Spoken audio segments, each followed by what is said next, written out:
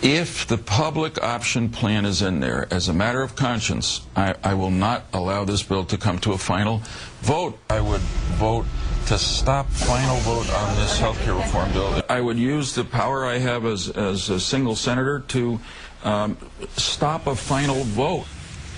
That, of course, is independent Senator Joseph Isidora Lieberman of Connecticut, very clearly enunciating his position on the use of the filibuster this year.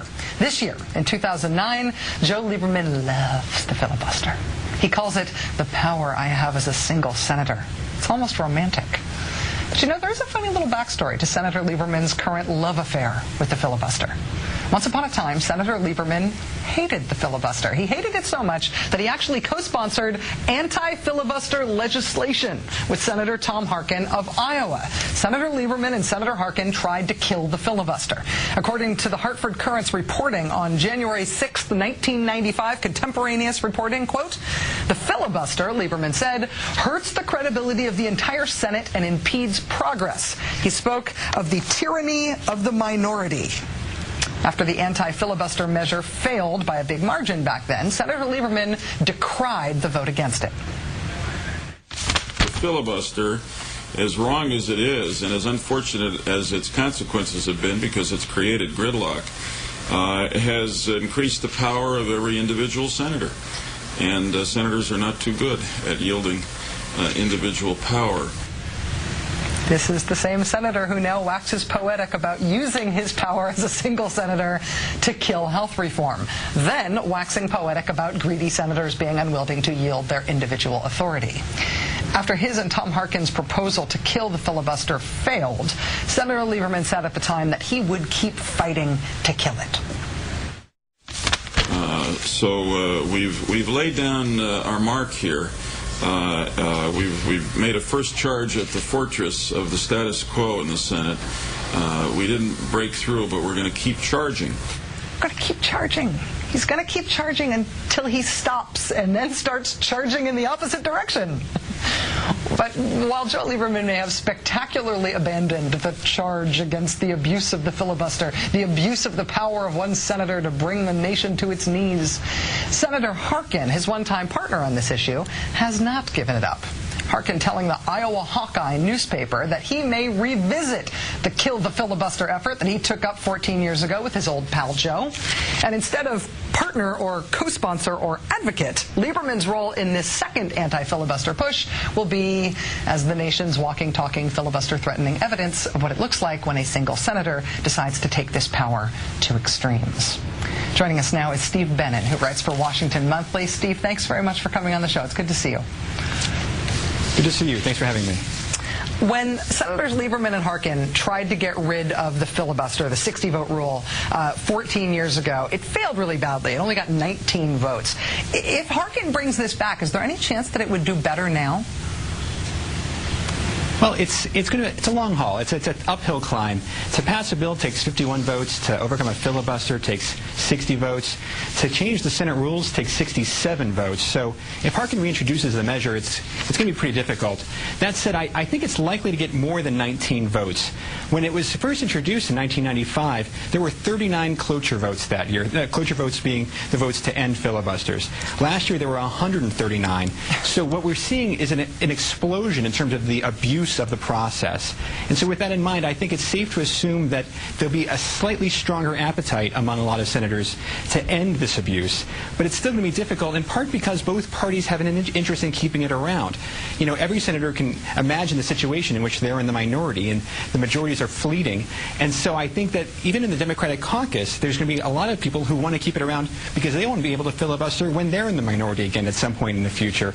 So that dynamic creates a situation in which it's going to be pretty tough to get Harkin's bill passed, but I'm glad he's pushing it anyway because it's a worthwhile effort. That argument, though, that everybody wants to keep it around because they might want to use it someday, made sense to me when there were 39 filibusters a year. But now that there is a standing filibuster on every piece of major legislation, as you say, when you've gone from 39 filibusters a year to 139, where essentially we've got a de facto 60-vote margin for passing anything in the Senate, it seems to me like the old bets about us wanting to reserve this power to use it when we need it are sort of off. How did we get to a place where it's being used so much more frequently? Did they change a rule about it? How did it become so easy to filibuster everything now? That's one of the biggest frustrations, I think, for those of us who are watching this debate closely.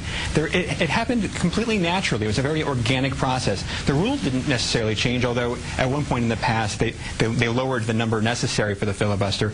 But in general, we're looking at a situation in which it just kind of happened.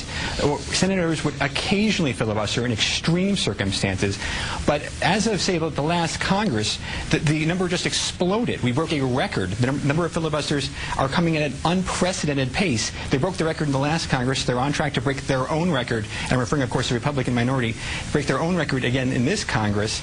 And I think that one of the problems we have is that the political establishment thinks that this is normal, that the Senate just operates this way. It doesn't. For 200 years, it didn't operate this way. If a majority of senators wanted to pass a bill, they passed a bill. That has changed slowly and surely, and I think that that's something that's gone largely overlooked as part of the larger debate. Steve, if they are not able to kill the filibuster, if they're not able to get, as you say, 67 votes to change the Senate rules, what else could the Democratic leadership in the Senate do to pass health reform, for example, to overcome this 60-vote supermajority that has suddenly become the norm? One option I know is reconciliation, but that does really limit them in terms of what types of legislation they're able to pass under that. Right. I think in general there are two broad approaches to this. One is the reconciliation approach, which you mentioned, and which Senator Wyden reflected on earlier. It's difficult because it has limited applicability, and there's a timeline in terms of when those bills expire and have to be reauthorized. I think the other aspect of this is public pressure. I think people have to be aware of the fact that one of the reasons there's so much gridlock and one of the reasons bills are just having so much trouble getting passed nowadays is because of this filibuster. I imagine the typical American doesn't realize that if a bill comes up in the Senate and it has 58 supporters and 42 opponents, it dies. It doesn't get passed because the 42 trumps the 58. I think that if Americans in general were more aware of this, they'd be more likely to be outraged. And the reason that Republicans feel justified in being able to have these constant filibusters on literally everything is that they feel like there are no electoral consequences for their obstructionism. And so I think one of the things that Senate Democrats would be wise to do is shine a light on this and explain to the public one of the reasons people are frustrated with Congress not being able to get things done is because of these filibusters.